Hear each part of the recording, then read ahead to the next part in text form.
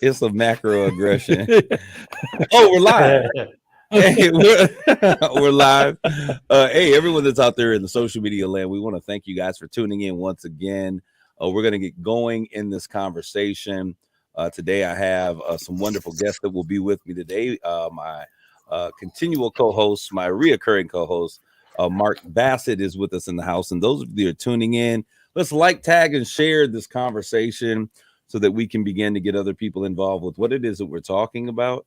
And let's enjoy ourselves on this evening. So we're going to get started in just a quick second. Let's tune into this conversation for more information. Stay tuned.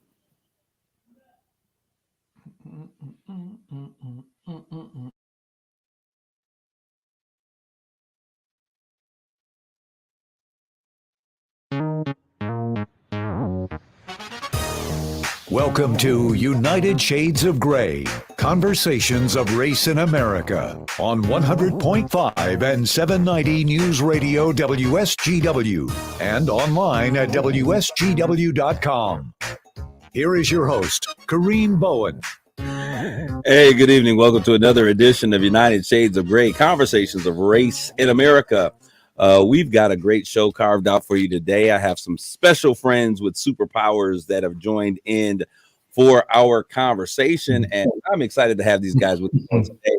First of all, we're going to start with my man. I don't know why one of my guests is cheesing so hard, but Mark Dotson, how are you doing today, sir? Great, man. I'm trying to eat my spinach as you speak. Popeye. And of course, we have with us as well Stan Edwards. Mr. Edwards, give a shout out to our United Shades of Gray audience. Hello, audience. Kareem, it's good reconnecting with you again. I look forward to a lively discussion. Stan came in smooth like Barry White. Hello, Kareem. So you don't know Stan, do you? Yeah. That's redundant. And of course, you know, the reoccurring guy, my main man, Mark Bassett, he's with us here as well. Mark, give a shout out to the people. Hello, everybody. I should have worn my Notre Dame gear. I've got a Michigan State hat to my left, and Mr. Edwards has got his Michigan gear on it. So I should have worn my Notre Dame gear. All right. So we have them all. There's only one person left to holler at, and that's Chandler P in the place to be. Chandler, why don't you give a shout out, Chandler Tyler, to the people? Chandler Tyler here, and enjoying the weather. I like the rain. Yeah. I like a nice cool rain instead of the snow. Well, you know, it's raining on my parade, and I could have done without a little bit of rain for some of the day, but the entire day feels like a Jules Verne novel, like it's all summer in the day or something like that.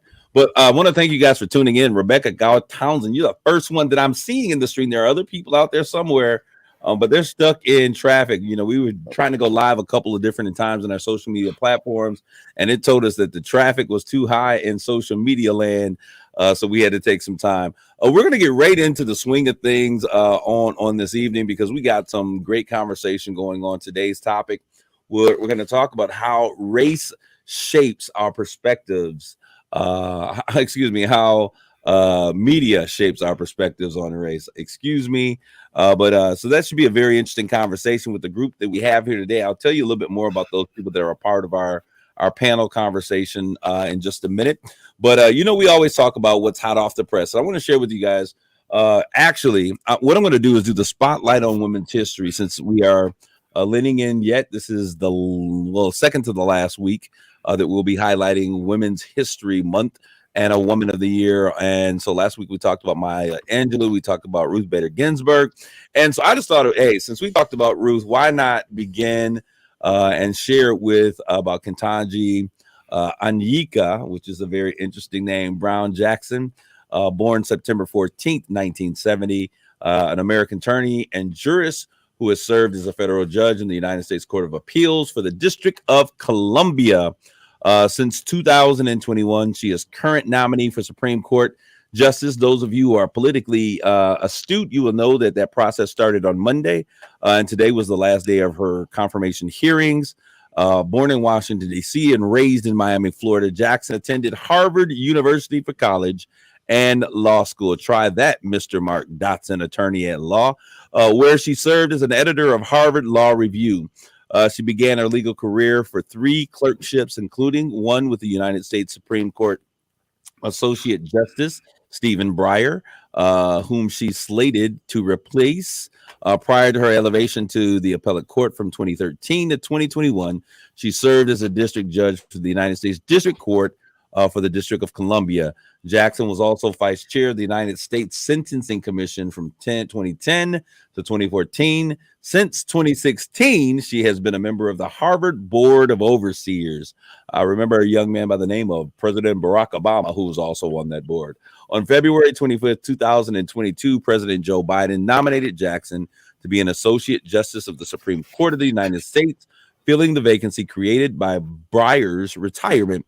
If confirmed, when confirmed, because that will be likely the case, Jackson would be the first African-American woman to sit on the Supreme Court. And so that is our spotlight in history, which also takes us to our only topic that we're going to talk really briefly about on Hot Off the Press, which is Justice Katandi Brown Johnson's confirmation hearings. Gentlemen, have you had an opportunity to listen or to pay attention to what's going on with her confirmation process? Yep. So what do you think? What are your thoughts, Mark? Mr. Mark Dotson. And what respect? You want to know from a law professor's perspective, or just, absolutely, yes. Give me your law school perspective.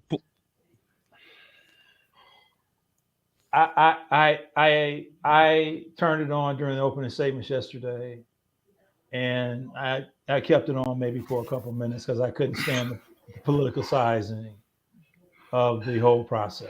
Their statements were all about playing the political game, and the rhetoric I wasn't interested in. I turned it back on once they started asking the substantive questions about some of her decisions and whatever else they want, however else they want to frame it. Here is my main takeaway. We got a bunch of dumb folks in the Senate. We want to think that they're a little bit better than that, maybe highbrow, maybe exceptional. It is clear to me that they don't know that they're not smarter than her. They don't know it, and it takes an incredibly dumb person to not know their limitations. When they tried to get into academic discussions with her that might trigger a superior level of intelligence, they didn't even know that they shouldn't be going there with her. It was amazing to me the constraint that she showed in the face of that type of inquiry, and hats off to her for being able to keep her cool. I can tell you though, I would have lost it a few times. She there were a couple of the closest she came to it was with all due respect, and as we know, that's the qualifier for. Yeah. Well, I'm about to sting your punk. Yeah, that's what that is. And she got him a couple times, as you could just kind of tell. I do not like these people. I don't like what they are all about, and I hate the fact that I got to go through all of this just to get this job. So she must really want the job. And I looked at her qualifications relative to these other folks that they put on the bench, and she dwarfs them up and down, up and down. That was one of the things.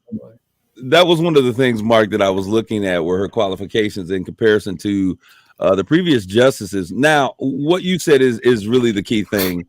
Lindsey Graham, and I think it's Howley is Josh Howley. Josh Howley. Yeah. Just unbelievable. It's interesting because I was listening to Lindsey Graham, who sometimes has a tendency to make a lot of sense. But in this particular situation, he makes absolutely no sense. His arguments for this particular situation were not even about her most of the case.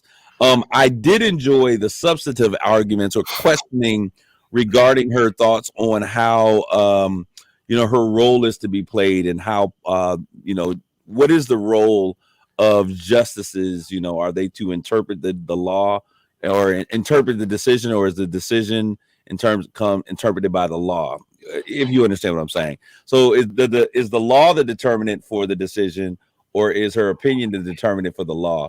And so that was an interesting conversation. But like you, Mark, I have come to a place that man, politics it's rough. Political. I mean, I don't even pay attention to these things anymore because it doesn't matter who it is, a liberal person, a conservative person. It's political theater. Across and it's the not board. about asking, it's about making political statements and trying to gain popularity with your core base. And it's not about actually a true vetting of the candidate. And so, frankly, I don't even pay attention to these anymore because it's just a dog and pony show, political theater. You know, and Mark D, you know, when you look at it, you know, hey, she's like, hey, I'm going to interview for this last job for the rest of my life. So, not so bad there. So, so that was really the only thing that I really had that was on my mind, because I really wanted to get into our conversation today when we talk about how media shapes our perspectives on race. And I think that this is going to be a really interesting conversation. And when we talk about media, for those of you who are out there, we're talking about broadcasting, publishing, the internet. So we're talking TV, radio, books, magazines, social media, podcasts, advertising, and then also social media platforms such as Twitter, TikTok, and what's the other one? Instagram, and all of these things. And we know that historically Black people have always experienced racism in the media, but with the new technology and platforms, the reach of racism is very widespread. Because people of color cannot change the color of their skin, society has to do a better job of breaking down these stereotypes. And that's what we see happening in so many cases, and the perpetuation of racism in media as a whole. Before we get started with this conversation, because we're going to talk about how these things are overtly, how they show up in music, some structural examples of where they show up. But before we talk about this, have you guys been surprised about the images that we're now seeing in commercials and things of that nature? Okay, I'll take this one, Mark. Stan, I'm going to let you come in on that. But what's funny is you came in like Sophia on The Color Purple. Said that doesn't rub out right to death. But go ahead, Stan. Yeah. So let me take a step back for a second, if I can. And it's talking about, you know, soon to be Supreme Court Justice Katandi Brown. I was highly disappointed in President Joe Biden when he said, "I'm going to hire a Black woman." He did not have to say that. He absolutely did not have to say that. And I don't know why he said that. He can make the choice whoever he wanted to make. He did not have to say that he was going to hire a Black woman. There was no need for him to do that. And I've wondered, he reminds me, I'm trying not to get off subject, of a substitute president. He's kind of like they have to wake him up every time and let him know what's going on, because he seems to be late to the party almost everything. I digress, so I apologize for that. So what's been funny to me, because I'm looking at it and I'm like, what kind of pressure, at least in the minds of the folks in these boardrooms, that think they have to show all these different images, all these different families, all these different different political groups and diverse groups as families doing this commercial. I mean, I'm gonna be honest with you. I don't think Black folk really care a whole heck of a lot about what's in some commercials. Now, there's some products that obviously Black people have no problem, and a lot of Black people don't have a problem looking at somebody white doing a banking commercial. And I don't care. But it seems to me, and I'm sure they have people that are really smart that sit in the room that go out and talk to Ad Age and all the big ad companies and say, how do we attract a different demographic? I think they've gone overboard with that, because all I know is, because I see a Black woman and a white man, or a Black man and a white woman, it's not going to make me buy the product any more than I would have bought it anyway. Okay, hey, I think that's good. Mark Dodson, I would love to hear what your thoughts are concerning, not necessarily the Katandi conversation, because I think that we kind of, but the idea he just posed in terms of imagery on those commercials. I'm going to have to defer to the ad people. I see some things, and they don't necessarily move me. I kind of agree. Oh, I'm sorry. I agree with you, Stan. I don't think I have personally been more interested in a product just by virtue of its actors promoting the particular product. I might become more interested if they're witty, but that doesn't cross necessarily into different socioeconomic or ethnic or gender or lines. It just doesn't get me. And I would have to say, I think my position is probably largely based on the fact that I'm a older guy. I'm not into what necessarily attracts Gen X and Gen Y and the boomers and all that other kind of stuff. So they gotta think that there's something there. I'd be real interested in hearing what they have to, how they would explain their presentation, what they're trying to get after. They get paid big bucks for doing that kind of stuff. And then frankly, I would have to defer to them when they described and explained why they do what they do. I'm kind of a person who's interested in how someone decided to get my attention based on what kind of presentation they're going to give doing a particular commercial. And I'm always, when I look at a commercial, I'm like, is that what they thought that this audience really wanted to see that's watching this program? And I find it funny because I'm attracted to everything. I can't remember the product. The commercial is at least 10 years old. It's a woman. She's they show her going on vacation with her daughter. It's a white woman, white daughter. She had her laptop and she was doing work. She's worked in the business world, and her daughter was pulling her away. Mom slapped the laptop closed. Cyndi Lauper's Girls Just Want to Have Fun started playing. And I started bouncing in the living room because that's why I like the song, And so I thought it was really interesting how they served that purpose. And I think almost any commercial, I think sometimes when you pay people a lot of money, Mark, I disagree. Sometimes they think they got to over deliver and they don't have to. They just got to use common sense. And sometimes I think they go overboard with it. Bassett. Well, what I was going to say is I think Mark said it well. We're three old guys and a middle-aged guy here. And I don't know that we're necessarily the target audience, but I do think this is a response to the. Wait a minute, Mark. Who's middle-aged? You are. Oh, not a chance. Well, go ahead. I do think it's a bit of a response to the groundswell of being inclusive and trying to show that they're an inclusive product and they're going to show all these mixed matched couples and again, I don't really care. You live the life you want. If you're gay, that's cool with me. Or if you're transgender, that's cool with me. But I don't feel like you have to shove it down my throat either. And I think we've kind of gone, I think it was stand a little overboard and trying to be overly inclusive of everything and trying to check every box of every kind of combination that there is out there. So. Yeah, but if you want to sell product, unless you identify, unless you want to be a niche product, you really got to spread it out a little bit, don't you? I do, yes, but I think it was again your point, Mark. I think a lot of their audience may be a different age group, and being, again, I have 7 kids. I've got a bunch of 20-year-olds, and they're very, very passionate about inclusivity of just about everything. And so, God forbid you say something that might be not inclusive or a little rough around the edges. They get really ruffled about that. Good. So, little guys, let me ask you a question though. Hold on, Stan, hold on one second, because our young guy here wants to say something. There's some younger guys that are in the room here. I think I got a dad here. Someone's middle aged. I don't know who the middle aged person is. You are, man. I am a young Gen X. I am a younger level Gen X. I've not reached middle age yet, but Chandler Tyler, our producer here, Chandler.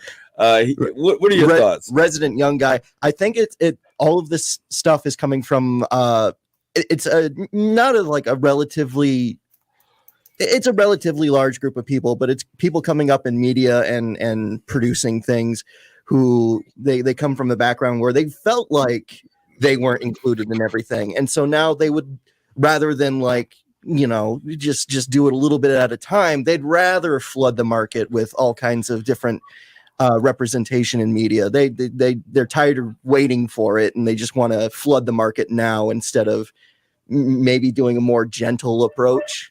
So now it's a lot of those kids who grew up in the late 80s and 90s who are starting to run things, and they're the ones who are kind of flooding the market with stuff now. And they're tired of not being flooded with everything that they want. I'll be honest with you. A couple of years ago, I was invited to something that was called the Ad Color Awards, and the event took place in Phoenix, Arizona. at I think it was the asylum or the sanctuary is what it was. Mark, you might know that from golfing, but it was a huge production of companies that were doing advertising and publicity. And so this was where they were beginning their really big push on inclusion, as you were saying, Mark Bassett before. And I'll tell you, for me and in my generation, I think that my generation, and especially the millennial generation, being able to be seen and seeing yourself in a particular situation on TV, my image, someone that looks like me, becomes very important. Now, with that being said, I think that they need to have commercials that look like the grand scheme of America. There's a browning of America that's taking place.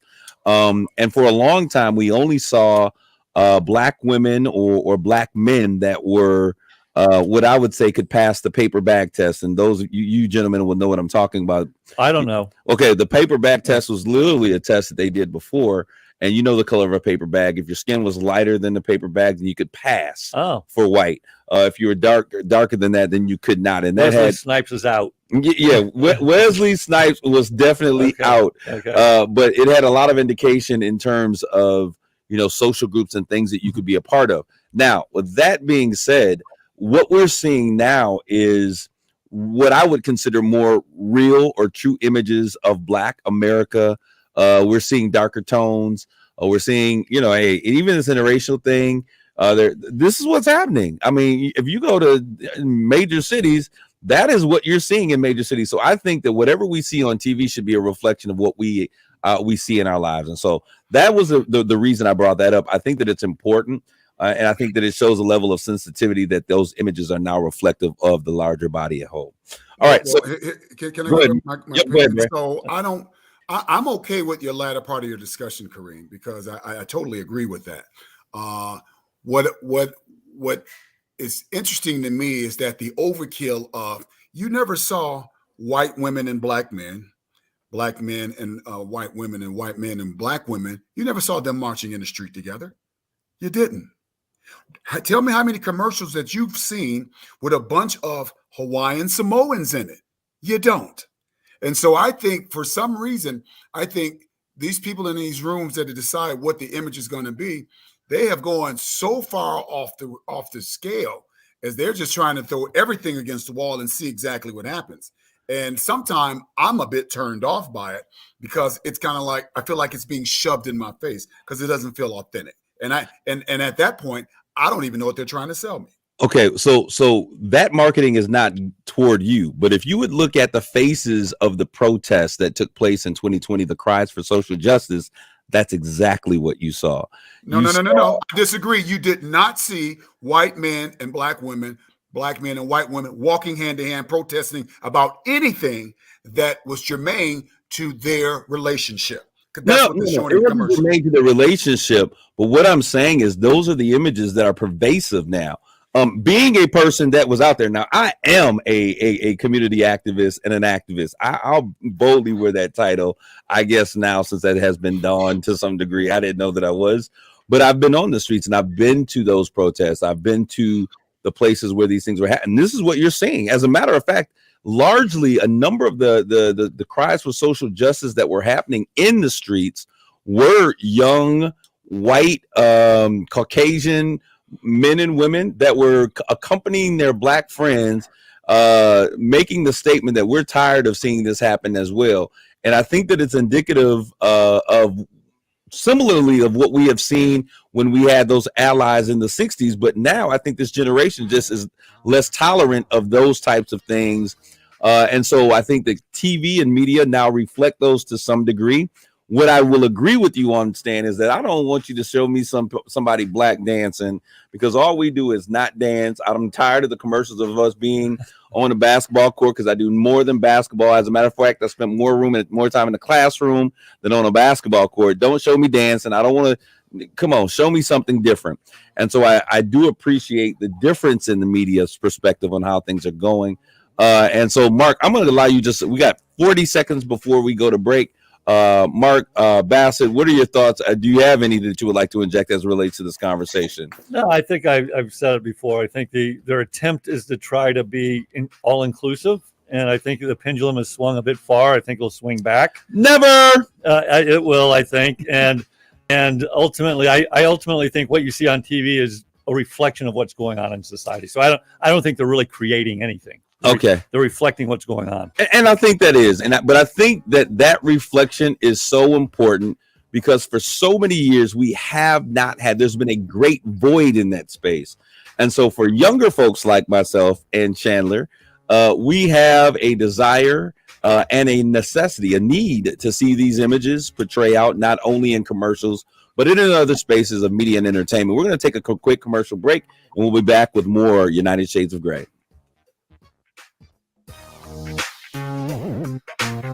Lala, come here. What you doing? Watching what? All right. Okay. So we're here. Those of you who are out there in social media land, why don't you Kareem asked about you. Share this conversation? We're going to continue this conversation in just a quick second. Stan, I'm going to tell you, I am loving your commentary, you and Mark and all of you guys, what you're giving to this conversation. I like a conversation that has a little bit of tension. And since you guys are the old guys and you guys see things the way that they did back in the olden days, 30s. it's the Stan look like, oh, this dude is I'm young and suave. No, but I really appreciate your perspective. I'm looking forward as we get into the meat of what we're going to talk about today, really hearing those varying opinions. And I think that it's interesting that they're varying among black men in the community. And you know, Mark, they're agreeing with you. So maybe it's a young versus old thing. I think it is. You've gone a different direction than I thought you were. Yeah, you've thrown me a curveball. Well, Kareem, the conversation has taken us that way, and I believe that I like organic conversations, and so that it works really well. I think that's cool. I do. Is Laura Dotson in the back there, Mark? Is she somewhere in the back? She's in. What you want to do, man? I just want to. I come have her say hello to the people. You want her on camera? If she's on camera, let her know that we're live on camera. No, she Lala, Kareem. No, man, she ain't looking like the movie star. Yeah. All right. Yeah, but she said next time, Kareem. After she gets her hair done. If she's not made up. Gotcha. All right, so we're gonna get that a microaggression?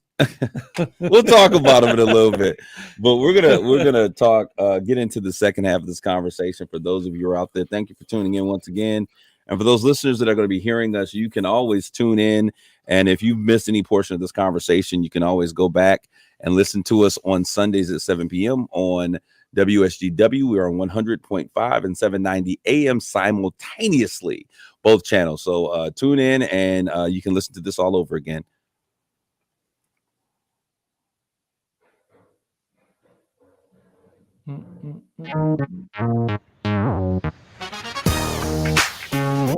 You're listening to United Shades of Gray on WSGW. This is Kareem Bowen. We're returning from commercial break with more United Shades of Gray, conversations of race in America. Today, we are having a great conversation as we talk about how media shapes our opinions on race. And so we have been talking a little bit about, we started off with the commercial, which went completely different than where I thought we were going to go, Mark Bass. So we're in the same boat on that one. But I want to talk really quickly because when I think about media and the greatest form of media, is television. We're used to seeing those programs. And so I want to bring back some programs. When these were old programs when I was a kid, but these were things that I remember and questions that were brought to mind. And so I want to talk about shows that we saw that were older shows, like the All in the Family. Maybe you guys have some of your own. I'm just throw these out there. All in the Family, Happy Days, Leave It to Beaver. Then there was that new wave of what I would consider 1960s, 70s wokeness with Archie Bunker and the Jeffersons. Moving on up to the east side. And then moving forward, and there's a real conversation that's here to be had about movies, shows like Living Single and Friends. And the reason I bring that particular one up is because Living Single was a show that came out. It was about young black people, single black people that were living together and creating a family and community and the things that they went through as they were kind of maturing through life. Then shortly thereafter came another show, which was the exact same theme, the exact same premise of Friends, and this show just blew up and it became this world phenomenon. And the only difference between both of the shows, I mean, well, the actors and things over there, but were one was completely black and one was all white. So those types of things. So we're going to start there before we even begin to talk about music and the influence of music in media and how that's played out. But when you guys think about those shows, All in the Family, Happy Days, I don't know what others are out there that may. Rhoda, Mary Tyler Moore Show. I mean, the list goes on, man. Yeah. So when we look at those shows, one of the things that was always in my mind as a young black kid was like, where the black people at? And it was funny because we would go through these programs, the Andy Griffith Show, and I was like, do black people exist in these worlds? Probably not in Mount Airy, North Carolina. Probably no. Have you been there? So, no, they don't. So. I have not. But so is that where they were being filmed at? Well, that's where the show is set. Basically, rural northern North Carolina. Basically. So I guess it was true to form. Yeah. But growing up, those are the shows that were available that showed us what family was, that showed us what life was about. Mayberry. These whole things. And so I would love to get your opinion and your perspectives, gentlemen, on what your thoughts about those shows. Growing up, that's what media in terms of sitcoms and the family dynamic were in terms of what they express. What are your thoughts? And I would love to hear your thoughts. Well, I'll start. I mean, I think, these shows are, again, a reflection of people's perspective in society. And so, that was a reflection of what was generally going on and again, they're targeting where the majority of the audience is. And so, and as society has evolved, I think the shows have evolved. So you went from Leave It to Beaver, the Nelson Family, Ozzie and Harriet, Lucy and interracial couple, Lucy and Lucille Ball, Lucy and Desi. And then you moved into All in the Family, where they tried to portray, I think, the growing kind of interest in the differences in the races and racial equality. You had the Jeffersons next door, and they showed Archie as a bigot, and his younger kids is recognizing he's a bigot, and then the Jeffersons and What's Happening and Good Times. And I think they're just a reflection of what's going on in the society and the natural evolution of what's going on in society. That's good. Did y'all avoid the Cosbys intentionally?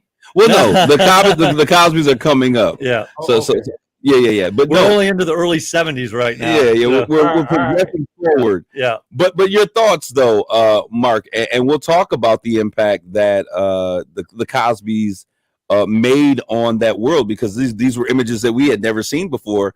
And so I started with those reflections of All in the Family, the Archie, the Bunkers.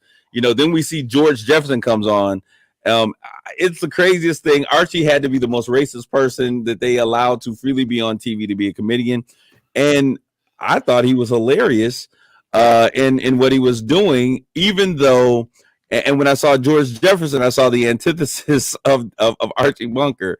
But what are your thoughts as you begin to see how media and the thoughts, ideas, it was funny for 30 minutes, but what were the images, were the perspectives that were being pervaded at that time?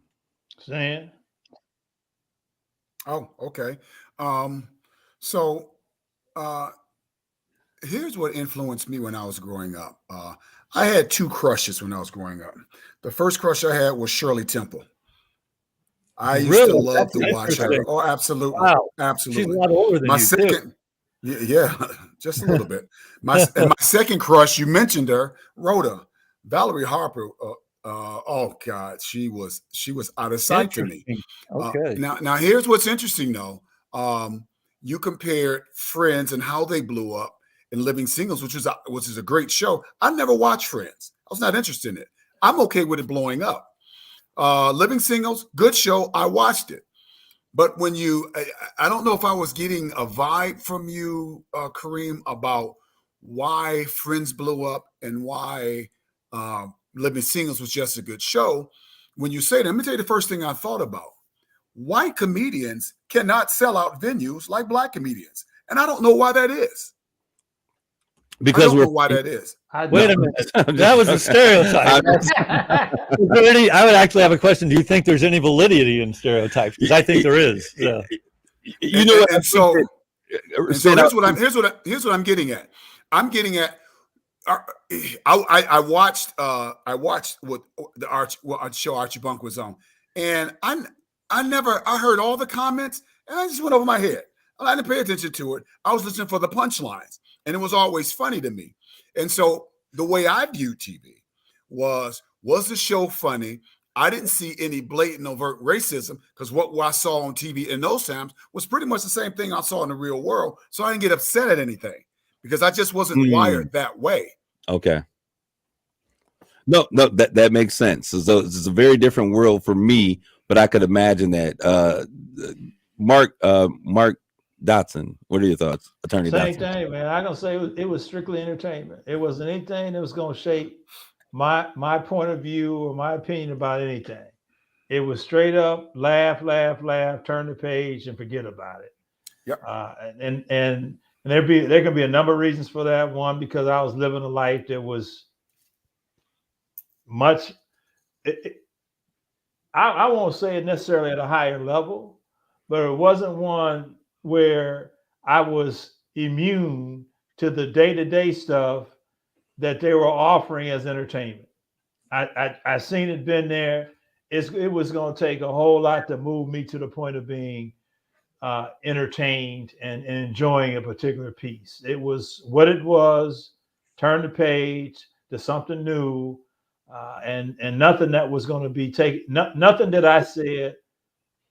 You could listen. Well, growing up, you could listen to some music, some songs, and you growing up as a kid, and you thinking about I'm about to go ahead and put my game down on some woman. You might say, yeah, let me write this down, because this is what I can't wait to say to this woman that I'm trying to get next to. Okay, cool. None of these TV shows did any of that. None of these TV shows did I walk away from and say anything other than ha ha. Might have been disappointed in some things that went on, but was still trying to allow myself to be entertained. But it didn't shape my opinion on anything other than Hollywood. That was it. You know, it's interesting. And Stan, you know, your comment, and I really love the feedback that you guys are giving. Your comment, along with what Mark said, I guess I didn't, you know, as a younger person looking at these things and seeing things in a very different lens, it was very interesting. When I watched those shows, I was just gonna like I looked at them like, where are the black people in these shows? Now, Archie Bunker, I absolutely loved him. And so like you, when I leaned into him, I was looking for those punchlines. So it was funny. But the reason I brought up Friends is because there's an interesting dynamic that happens with Friends and what took place with Living Single. Both of these shows, one was really a great show. They both were great shows. I kind of liked both of them. I didn't really get into Friends that much because there were no black people on there. Let's be very real. I watch TV where I see people like me on there. Maybe you know why Friends was so popular. Well, maybe that's the case. But another reason why it was so popular was because when we look at the budgets that were put behind the teams and the media and the promotion and those types of things, same type of information and you know, just the difference in the budgets made a huge difference. And you understand, you can get a radio contract, but if they're not marketing you, if they're not giving you a, you know, brand recognition and creating a media marketing frenzy behind you, that oftentimes makes a big difference on how successful a particular album or show can be. And when you go back and there's a whole story, there is a whole literal story on the difference in the treatment, how Friends was treated versus how those individuals on Living Single were treated. And so I brought that up just for that particular purpose. But when I look at George, what I loved about Archie Bunker was that it was a show that spoke to the changing of the times, the dynamics, and the issues of the day. And so I thought he was always amazing. Noticing. Hold on, let me ask y'all a question. Go ahead. Absolutely. What was the first show where black folks were really being black? You understand what I'm saying? I can't. I'm not talking. Yeah. What was the first one that you remember where you said, "Oh yeah, that's me"? That's what I know my people to be like. What was and understand what I'm not asking you about shows where they presented black people that might have largely been coming across not as black people but acceptable black people. But what was the first show where you said, yeah, that's me. I like this show because it somehow has some similarity to my life. What was the first one like that? Well, you know what? I'll tell you this, Mark. When you ask that question, the first show comes. It was an exaggeration of times, but it was a time that I could it was a show that I could relate to some degree based upon the issues that were at hand, and that would have to be Good Times. When I look at shows, I love that show. Yeah, when I looked at Good Times was an exaggeration of times. I can understand. Here in the city of Saginaw, we grew up. There was a whole project community. First Ward Community Center, a center that I work with all of the time, that I was a first part of the First Ward kid. That's what it was. That's what life was like. The issues that were there, the relationships, Walona, Buffalo Butt, the janitor. And then you look at shows. Thank you very much. These are millennials now that are chiming here when they come in and they say shows like Family Matters. Those are where I saw black families existing. Now, you brought up the Cosby shows. The Cosby Show to me was a representation of a smaller percentage of black people that was a growing percentage of black people that became iconic in how we would begin to view how Black America was living in certain areas of the world. And it showed us something that we had never seen before on television that existed, that began to grow. So that would be my thought. I thought Different World. Yes. Might have been one. That's the one with the single that was mom. a spinoff, but yeah, you're right. Was that I thought that was more black than Cosby, for example. Different World was iconically where I would think that they would eventually end up in the Cosbys eventually in life. But Different World was the life that I could relate to. So Whitley, Dwayne Wayne. Was that the single mom? And they had the tall, skinny kid? No, Different World where they were actually in college. Oh, it was a sequel kind of to the Cosby Show. Got it. Yeah. So there was you had Whitley, you had Dwayne Wayne, you had Cree Summers, who was on there. I think her role was Freddie. That was college life. That was something I could directly relate to. But those images came when I was yet in high school. But when I got to my college experience, it gave me an understanding of what to expect for school. Jenny Demore out here, one of our listeners, said Different Strokes. I could not relate. That's the one. Rerun. No, that's What's Happening, my man. Oh God, I love the What's Happening. Mark Dotson is having too much fun. but What's Happening is What's Happening was one of the shows that I think many African American families could relate to.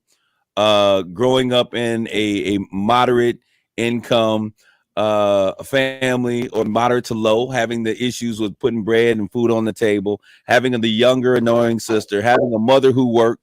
The father was no longer alive, so he was displaced from the home. But I think that was one of the things that we could relate to, Mark.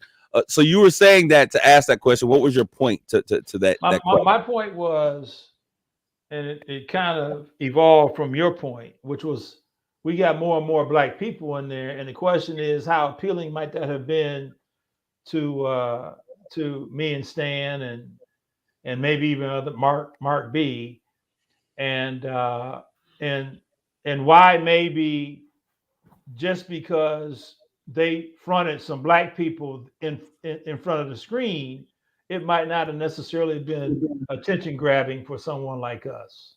That's all. Oh, okay. I get that. So when I look at, and this is media once again, we look at those things. And for me, when I was in high school, seeing shows like we just were talking about, what was it, with Whitley and Dwayne Wade. Different. That was like, okay, I want to go to school that has those experiences. And so those were experiences that I thought and awaited for to happen. When I looked at shows like What's Happening, it spoke to my current situation, the community of Black people that, you know, lived within their pod, and the experiences that they had were very real. They were very real Black people. Cosby Show was something that I thought gave me an aspiration, something that I would love to see, you know, success after going to, you know, different world and going through the years of college. You then would come to those places and experience a way of living that was different than what I had experienced growing up with Roger, no rerun, no rent, on those shows. So Jenny DeMore, she said Fresh Prince. Yeah. So what we're talking about, for those of you who are just tuning in, we're not just talking about shows from the old school, but we're talking about how those shows began to shape how race was. And if you think about it, when you look at shows like What's Happening, what was Rerun always doing? He was always dancing. He was a good dancer. He was, but that was typically what we were seeing. You know, these Black families, the dance was a big thing.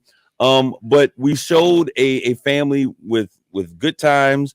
And What's Happening, what made Cosby so different was because it was a Black family that was affluent, that was college educated, the family was intact, which during that time, there were a lot of families that were living similarly, but it changed the direction and the imagery that we were seeing for the first time in a lot of ways. We weren't just dancing and shouting, but we were achieving, we were creating excellence.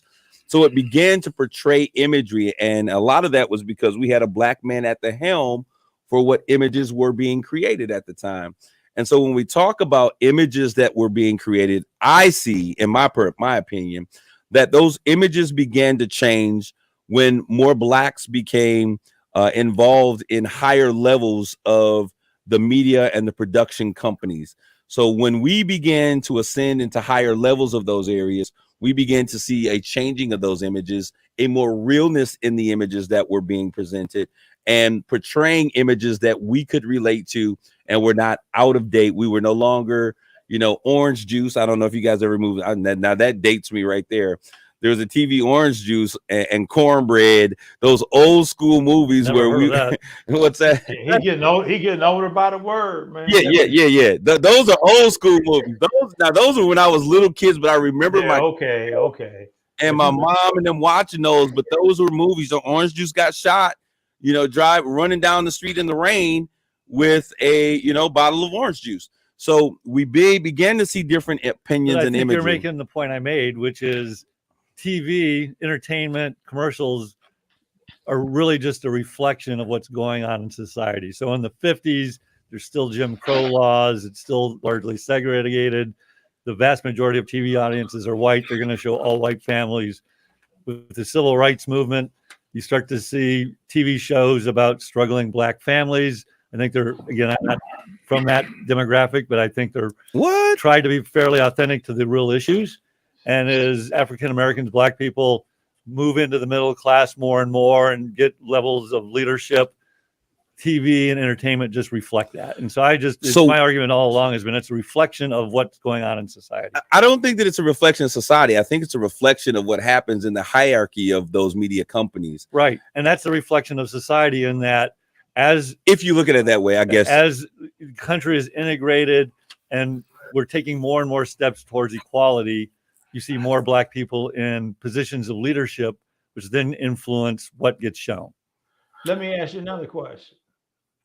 And since you're the resident white dude, Mark. Yes. I'm gonna treat you like so many folks treat the resident Black guy. Oh, what do you think, Mark? What do you mean? Oh, well, how do the Black people feel about this? Come on, I don't speak for Black. Anyway, Stan and Mark. Yes. What do you think was the most popular? What Black show do you think was the most popular among white folks, and why? That's a good question. That's a great question. I think I'll start. I think just from a sheer numbers thing and popularity, and I didn't watch it because I was in grad school with the wife and 2 kids, so I didn't watch a lot of TV, was the Cosby Show. It was a national phenomenon. And so I again, I don't know that for a fact, but I think it has to be the Cosby Show. And I know Bill Cosby was a well-established comic, was well-known, famous, etc. And I think that helped. But I do think, like I love Good Times. I love the Jeffersons. I love, you've heard What's Happening. And again, I think it was a little bit like what Stan says. I just want to be entertained. I just want to laugh. I don't care if you're black or white. I love the Dave Chappelle show, for God's sake. And he talk about stereotypes. This whole show was, in my mind, built on there are differences in the races. And that's not bad or good. They're just differences. And let's not get too serious and have some fun with the differences. And that, to me, was this whole show was built on that. Interesting. So, Mark, I think I would probably agree with you relative to being the Cosby Show.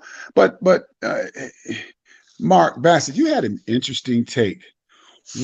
How can Dave Chappelle, and this goes to his genius, how can he get away with offending everybody and can get unscathed by anything? And I think it's brilliance and how he does it. He's brilliant. He's funny. And I think to our earlier point, I think people are getting way too sensitive, honestly. Yeah. I guess I'm the sensitive generation because that's where I live. You're a snowflake. Man. Okay. He's brilliant. I want you to finish your point, Stan. We're going to end our live show, that the portion is going to be on the air, and we're going to continue this conversation just for our audience that's out there, because I think you guys are making some great points. Go ahead, Stan. So for me, it's probably, I think the white audience probably enjoyed the Cosbys the most because they can kind of relate. And to Mark's point, Bill Cosby was already a known commodity. It was not like, hey, can we, so I don't know. It's either Bill Cosby or Oprah, the Oprah Winfrey Show. So one of the two. Yeah, Oprah was strong. Oprah was strong. It just we kept waiting for the show to get terminated, the black show to go away, because you say, all right, they just the network just says, we can't carry these folks no more, because we're only getting a certain percentage of the viewing audience, and these folks ain't cutting it. I wonder about Saturday morning with Fat Albert and how popular that might have been among white folks. My wife loved that show. With Fat Albert? Well, she loved it. She still talks about it. Yeah. Well, what we're going to do is we're going to transition really quickly. This has been a very great conversation. We're going to continue the conversation, but we're going to shift this conversation. We're going to have an after party show if you like it, because there's a couple other questions. Do we have alcohol for this? That not on my watch. Okay. But I would love to have your opinions expressed in a couple of areas that we're talking about. I want to thank those of you who are there listening via radio in today, and those who are in social media stream. Stay with us because we're going to continue this conversation. Thank each of you guys, Mark Johnson, Stan Edwards, Mark Bassett always, and my main man, Chandler P. in the place to be. Thank you for tuning in this week. Come back next week with more Conversations of Race in America.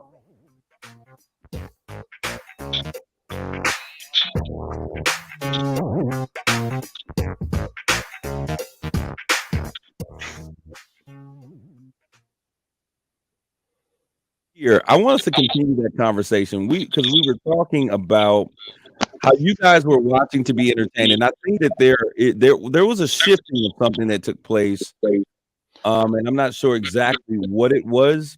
We'll get some feedback with you. I don't know if y'all are y'all hearing it too? Yeah, I'm hearing it. It's coming from I believe it's coming from Stan's phone. So Stan, are you okay? Are you gonna? Okay, he's got his speaker up. It's okay, just feeding back into his microphone. All right, so if we can turn the speaker down just a little bit, it'll be great. But when we began to watch TV, and I don't get into this woke thing that they're talking about now, because I think it's important to be aware of what's going on. But it became important to me of the images that I saw. But if you think about what was going on as a young man as I was growing up, I think that has a big impact on why those images were so important. Because I'm coming through, in high school in the 80s and then, the early 90s, and transitioning into a college state where we were seeing so much violence in our communities that the images and the messages and those things that were out there became vitally important to, our communities. And so it was important for us to see things that were empowering. It's important for us to see, to share roles and images of us being things other than you know, a thief or a robber or a killer or a thing, because those were the issues that were going on at the time, that we were, you know, I think very vulnerable to what was happening in society at that time. So for me, yes, I wanted to see the images. My grandmother, I grew up in a house with a grandmother. You know, they had all of these channels, and you can go through the channels, you know, how fast they go through and just flicking through. And she's like, wait a minute, turn it back to that channel. And we're like, what? That looked like a good show. I'm like, Grandma, we were going 100 miles per hour. And it would be the show that had a black person on it.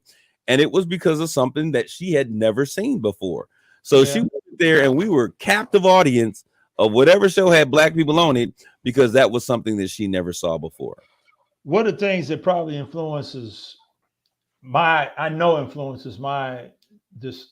opinions on this discussion, and probably stands, is if we had probably from our days in Michigan hundreds of families that could have been Cosby type families. It was nothing unique necessarily about what was going on that television show that we weren't already familiar with.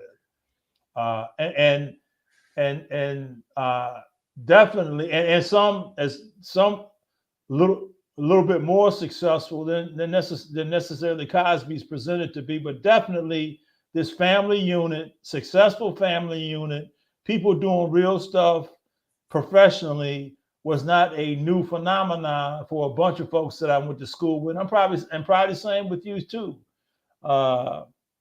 Kareem, and by virtue of you going to Michigan State, by virtue of you knowing Jason Richardson and real athletes making real money, that was something that wasn't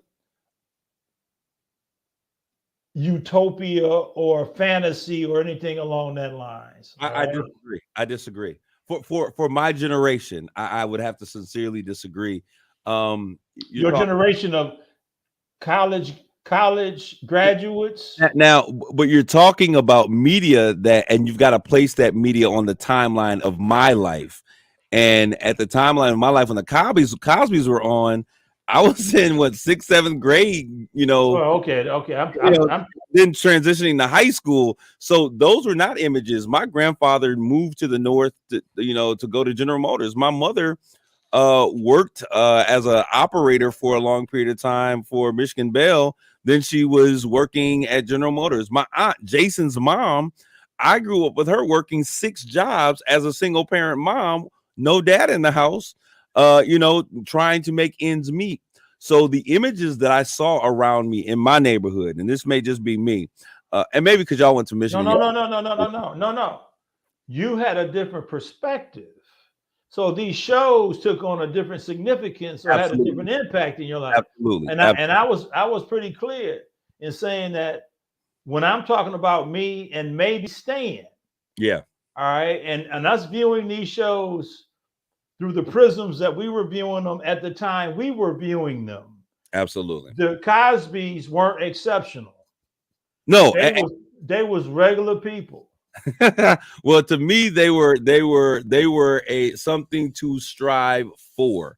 Yeah. I grew up, and it's interesting. When I was getting ready to go to college, I remember, and Jason's mom is in the feed somewhere. She made a comment here. She go about Sanford and Son. So, that's a good one. Yeah. So she brought that up, and she's in the feed. I was getting ready to go to college myself when the first person who graduated from college was Jason's mom. I was in college, as a matter of fact, and she went back to school after raising her kids, still have some of the kids at home, and she worked double time. And her statement was, "You are not going to beat me graduating from college." So when we talk about those images of the Cosby Show, those images were something that were to strive for. I was the second individual, I believe, to graduate from college. My aunt then went back and got her master's degree, beating me there once again. But she set a bar for me to attain to. Now, I've had other people that have gone to school, but the idea of graduating and completing and creating, that was something that was to be attained and something to strive for. And it may just because I was a Michigan State guys, and you guys are Michigan guys, you guys out-achieve us in so many ways, I guess. That might be a part of the problem. That's a joke all day long. And so I think, well, no, I'm gonna disagree with that too. but I think that's important. And I want to shift really quick because I want to, there's a number of people that may tune into this conversation, and we want to talk about, I really want to bring something that is really an issue now, as we talk about how race plays an issue. And this is in social media. And I know this conversation may go, I don't know how. Mark, you got, Kai out there. And so she may have kept you alive in the space of social media and those platforms. But are you guys aware of the whole issue with TikTok and what's going on and how they had a blackout on TikTok? No. Are you okay? No. Okay. Recently? Ooh. Don't they do like dances on there or something? Isn't that what that's for? I mean, my mom, I want to read Alma Collier, one of our faithful listeners. She says, my mom went to college after we left home and she taught 30 years of school. Thank you, Alma. Wow. Frank here, who is our guy Frank. He is a millennial. I would disagree for my generation as well. For instance, I was just a mugshot today from my friend next door neighbor from Detroit who went to prison and won't get out of prison until 2035. This was more common than the Cosby lifestyle. So, depending on where you were, those images may have hit you differently. But for TikTok, and Mark, a lot of that on TikTok is, they're creating millionaires now, which is crazy. Well, yeah, the It's YouTube insane. millionaires, the Logan Paul and the Paul. I mean, Oh my! and I don't know what these guys do to generate that kind of money. It's crazy. Ad revenue. Yeah, that's what it is. Sweet ad revenue. Yeah. So the blackout on TikTok, this is what it was about. And we're talking about how media, shapes images and things of that nature.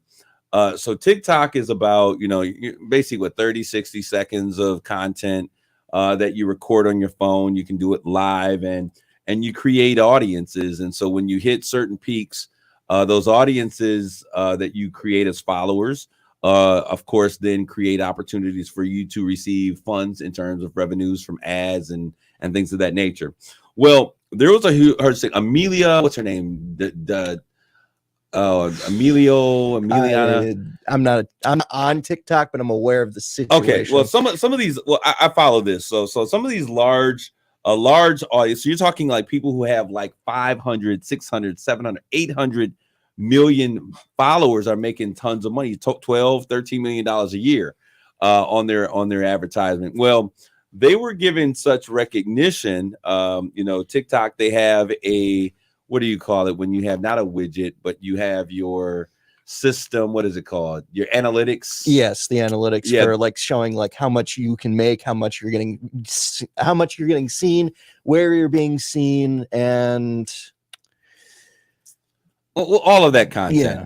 But they have, they were showing their analytics and they have a whole system. And I can't think of the word and we talked about this, like when you come on a regular time, it shows you, it puts you into a particular bracket, how it reads it out and pushes it out. What is that called? I can't remember. I know we've talked about There's a system by which this operates, a method to the madness. The algorithm. Right. And they were showing how the algorithms on TikTok were really, pushing certain content, certain individuals, and these individuals were blowing up, making tons of money.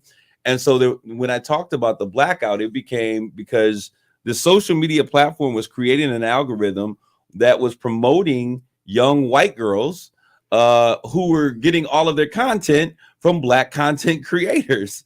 And so, this is one of those examples that we were talking about. And so the content writers that were Black said, we're not going to create any content. They all went Black in terms of them putting their information out there in the content. Like, we're not giving you anything else. And it was interesting because it was Jimmy Fallon, of all people, who brought attention to this particular situation. And he began to bring the mega million people on that were receiving the money. But then he brought in the Black content creators. And many people may say, oh, this is just a kid's platform. But when you're making 12, 13, 14 million dollars a year off of this type of content, media and the images that they desire to portray, is now impacting who gets wealthy and who does not. And so he began to really push TikTok to level the playing ground. They changed the algorithm. And so now some of those actual content creators are now receiving those dollars. But I just think that it's interesting if there had not been a clarion call from someone who had media power would this leveling of the playing field ever have taken place? Well, would they have continued to be successful without the content? I don't No, know what no, they probably would not have. That was a but- hilarious time when it was Yeah, suddenly they had to come up That's with their the whole own thing. own Yeah, I mean, content. because again, I don't know anything about TikTok or how that whole thing works. but It's really like in the music industry. Absolutely. It's the songwriters, not the actual performer. So if someone writes a song, someone else performs. It's the songwriter who gets rich, not the actual performer. It's Eminem. It's New Edition. I mean, a New Kids on the Block versus New Edition. Yep. It is how these companies recognize that if we take Black content, which is cultural appropriation, which we talked about a little bit earlier, and we give it to white kids. So is that a negative? Like, isn't your copy the greatest form of flattery? it is okay. So but it is, but not when it costs me millions. Yeah. Well, it's not. I'm no longer laughing, and so that was the issue with New Kids. I mean, like New Edition, that was the name. Yeah, New Edition. They don't have sole proprietary rights to that style of music or boy bands or anything else. Well, I'll tell you. Well, the difference was this: the manager was upset by how the company. So it was the manager that went and created the same intentionally. Well, that guy went to jail, didn't he? Or I'm not sure. Yeah. But what I'm saying is that the manager went out and said, you know what? I'm going to show you, and this is him understanding how America works. I'm going to get the same kids. I'm just going to make them white, and they're going to sing a little Black, and we're going to give them a little rhythm.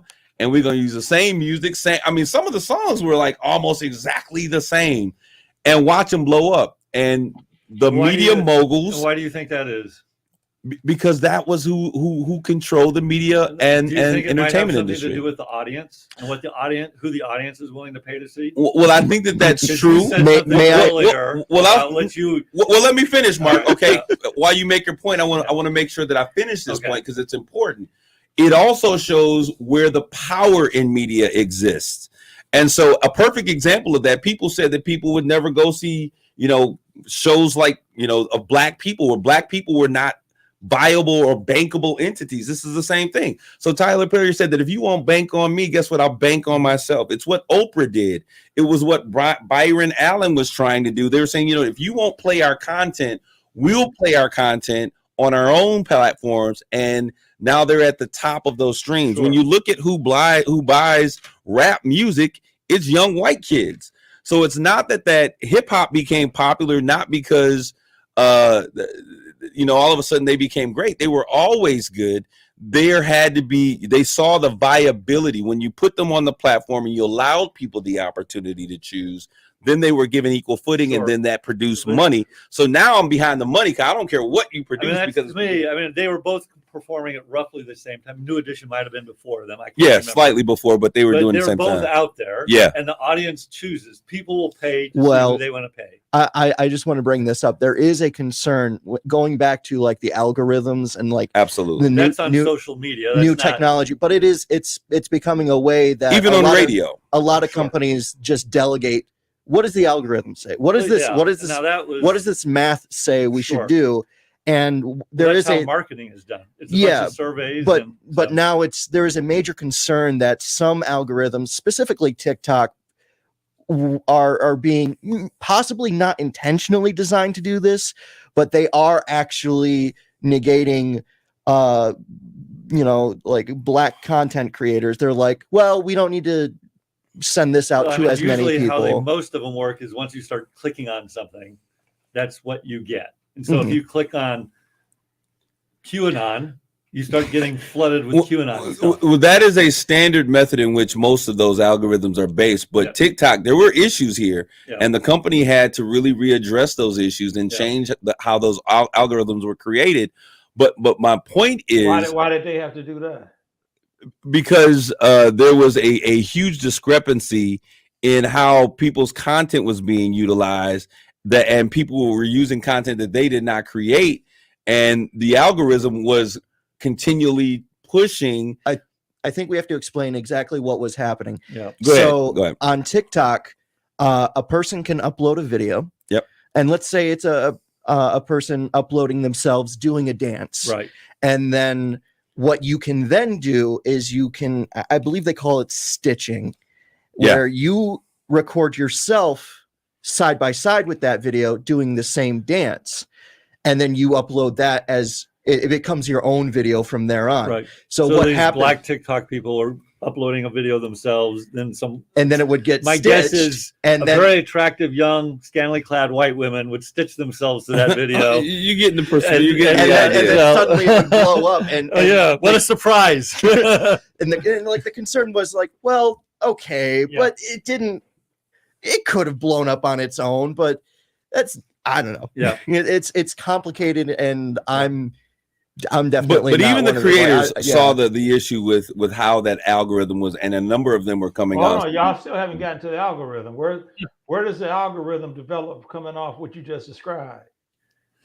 The algorithm will push people to certain. It's a calculation in the system that will push people to certain. It was having, I guess, a bias to push them to these young, attractive, scantily clad white women. It's Basically, actually a problem that's going on with Twitch right now. Yeah, same thing. Where I don't even know what that is either. It's you know how we're streaming right now? Yeah. Basically that, except Okay. more video games. Yeah. But there's a group of people on Twitch, mostly beardy white guys like me, who are very upset because the algorithm is really pushing, and not even scantily clad women, because Twitch has a lot of rules against that. Okay. But women in general, because Instead of the bearded Instead of- dude. and like I want to play video games and sit there and stream, but Yeah. there's a lot of guys who go, it's unfair that I have to compete. Yeah. and it's there's not really a way to combat that, but also there's got to be a way to make it a little more level. Yeah, I'm missing something here. My Legal mind is not working to help him understand that. when you said algorithm, my impression was this was mechanically created. I didn't know this was something that might be kind of like a playlist.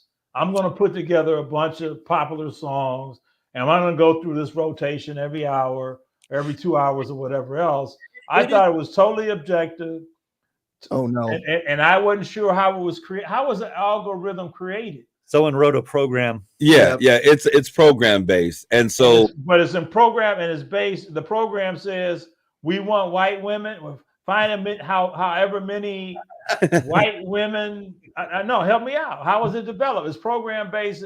But what's inputted into the program to determine? Mark, now you want us to get into their proprietary software, but we'll tell you. I want to look into it. I think it'd be worth looking into, but the idea is what their algorithm is and how their algorithm operated is beyond our pay grade. But what we can tell you is what they did in response to the complaints that were happening. So, yeah, I can't. Whether they plan. It sounds. It's the old school playlist. You're not putting my product in the rotation. That you need to be. Oh, okay. Hey, Stan, did you know what the TikTok blackout challenge was? I wasn't until I just. I don't even know what TikTok is. I thought it was something that was like some kind of black protest. No. I didn't realize it was folks out here trying to choke themselves out. We're talking. There's a generational gap in terms of our understanding of that. I want to look into it because there's a lot of conspiracy theories around. Of course, whether there or is not, about everything. There are, but I'm like, I want to look into it and see exactly how these programs work, because do they actually push everyone equally? And if so, should they? Should we? That's not good business. No, But- and they should. That's why I was getting to the point where Kareem was talking about, where they took offense to it and they changed some things. And my question was, why? Why? If it's all about getting hits, right?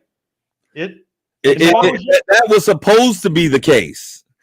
That was supposed to be, in terms of the anomaly, was supposed to be that the more clicks you get, that's how it operated. But what we were noticing was that, as you stated earlier, that there was not if you clicked on it, they weren't giving even play to each of these, like based upon those clicks, and things were reversed. Well, who cares? This is all about making money, right? Even play. Because the reason it mattered though, Stan, is because if Mark, the reason those issues mattered was because if those creators of that content that you were trying to find that content were not in that algorithm getting that equal play, then they could not create the same audience that would provide them the same opportunity for those marketing dollars. And the way that they were getting paid was by the marketing dollars. And so you had this content that was being created by a particular group that was benefiting a completely different group that was not making any of the content. They were users of the content. Dancers can't dance if they can't eat. Yeah, but that's intentional, right? That's not by happenstance. Absolutely, I agree with you. Okay, that's just a business decision. Exactly. And so what happened was the people that were creating that content said your business model does not, recognize our contribution to making you successful. So we're not putting any content That's out there. The ultimate trump card. And that's business. And so they began. That's why the company responded by making changes to their algorithm. Okay. All right. Because the creators of the actual content staged a walkout. It would be like going to Sony and you want, all of these people to sing Michael and Prince to sing songs. Well, Prince wrote his own songs, but you have these individuals that you want to sing songs, and you aren't giving the writers their credit or their residuals or their royalties. And so eventually they said, we're striking. We're not making anything. We're not writing songs. Let them go sing songs that they make up. And then they end up singing London Bridge is Falling Down. So that became the situation with TikTok for a period of time. It was so funny because the content became trash that they had to go back and make sure that they made these people whole. And so they started recognizing them and giving them those same benefits, because even though they didn't have the likes, they were the creators of the content that drove people to their platform. Gotcha. Okay. Hey man, I'm all for the market, the market working its way through. Absolutely. And leveraging whatever position you might have to force upon people changes in the way they might want to do business. I get it. I want to ask this last question really quick, and this will be where we end our discussion today.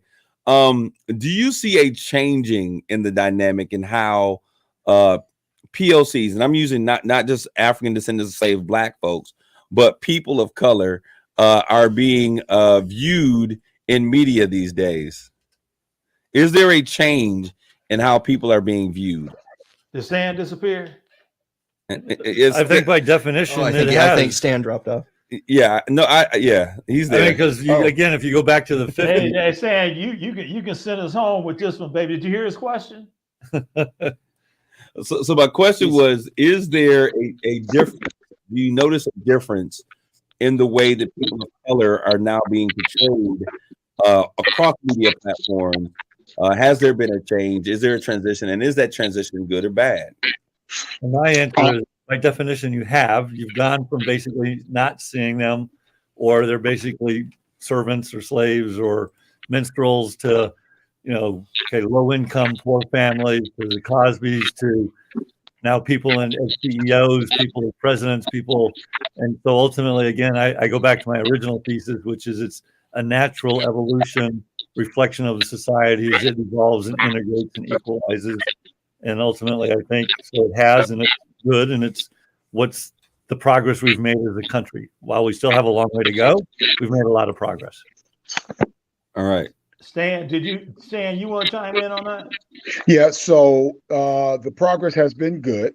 It all kind of culminate when Derek Chauvin decided to do the Colin Kaepernick on George Floyd's neck. And it's interesting because this is me, and I don't know. And maybe Mark Bassett, some of your friends could echo this, and I could be totally wrong. There's always been this instance of when an unarmed Black person got shot by the police, and the story was, when it wasn't on film, well, he was resisting, he was going for my gun, and everybody gave the policeman the benefit of the doubt. But when fair-minded people watch a man die that wasn't doing anything wrong, I think a lot of people said, wait a minute, hold on. This is what you guys been talking about. I think we get it now. And to the extent that I feel now what your pain is to some degree, how can I help? And that's everybody from the society.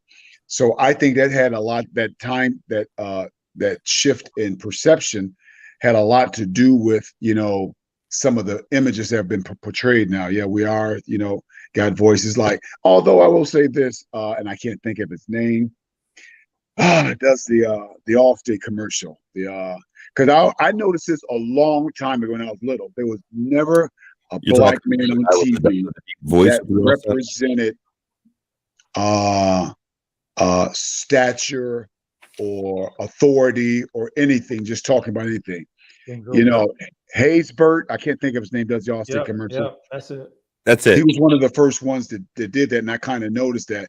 And it's happening more and more now. So I've enjoyed what I've seen. I just think I'd like for people of color to also not get caught up in the symbolism of that. It's nice. The imagery is good for young people. But I also do know that two things. Black folks better make sure that they remember there are a number, and it always has been, a lot of good white people who are fair-minded.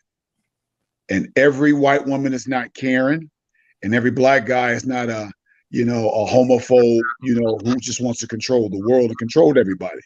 And I think black people, if they offer that balance, they will start to ease up on some of their feelings. Because see, some black people are using this platform now just to beat every white person up, just because they can now, and it's fashionable.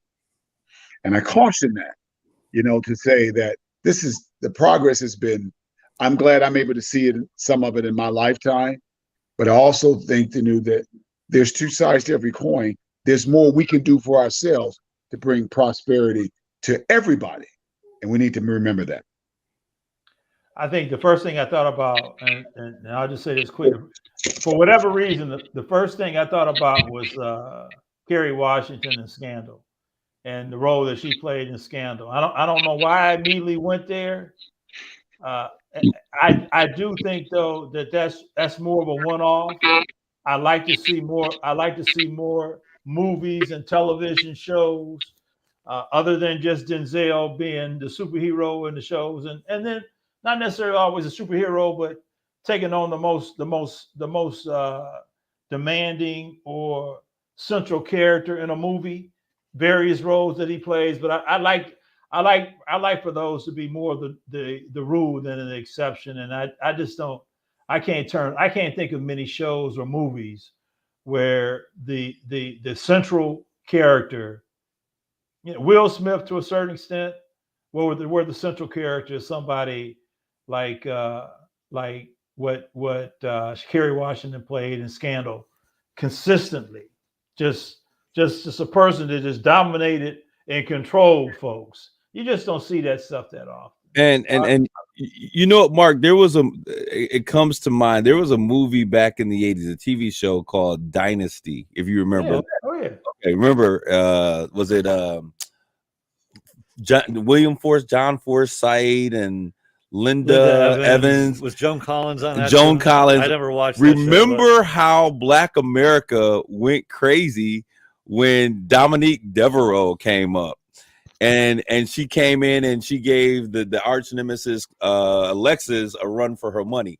So we began to see those images of blacks being powerful and being able to hold their own. And not until we saw, this is why Black America went crazy.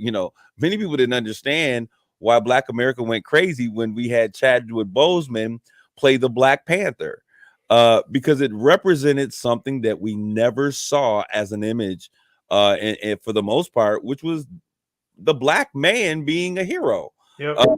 We were often, a sidekick. I think there was a black person from the League of Justice or Hall of Fame with Hall of Justice, one of those, but we were never the star character. We're still striving to exist beyond the first couple of cuts.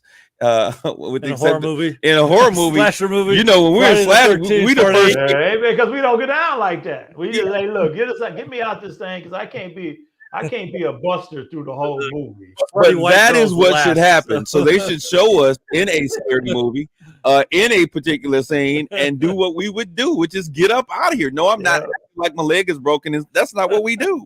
The show got to be a little longer than that.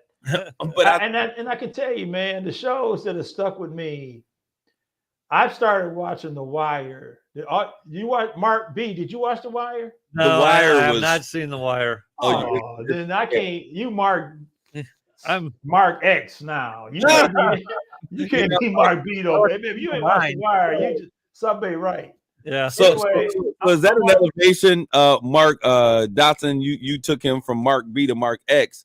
Mark X. So did you give him some street cred by giving him Mark? No, he just miscellaneous now. He ain't B no more. X is to be filled in later and figured out later. What's happening now? So yeah, watching it for probably the 6th time. Yeah, Kareem.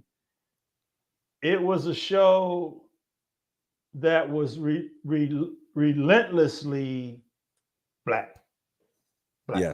Black, everything about it. Actors, black cast, black story play, you name it.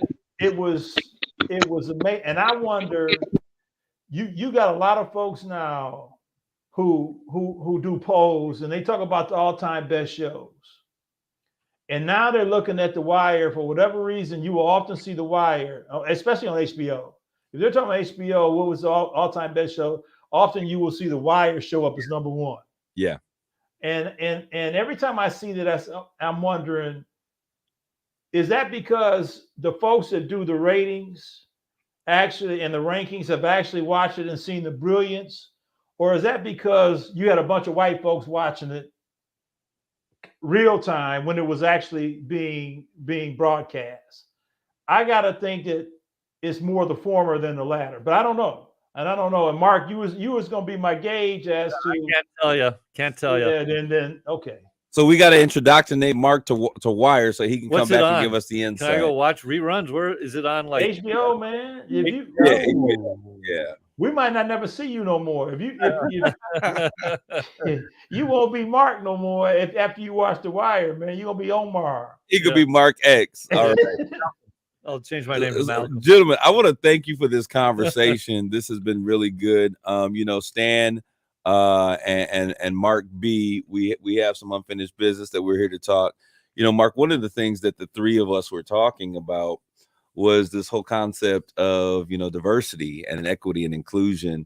And often in those conversations, and we've talked about this before, those conversations happen with white women teaching those conversations, or even bringing white men in with a black or an African-American woman coming in, but it's never been shared from the perspective of men who I believe that are most often disenfranchised in many places in industry, and that is black men. And so it's interesting to have this conversation with men. We've not even talked about the portrayal of women in general, and then the portrayal, the over-sexualization of black women. That's a whole nother conversation in More and of so itself. than white women?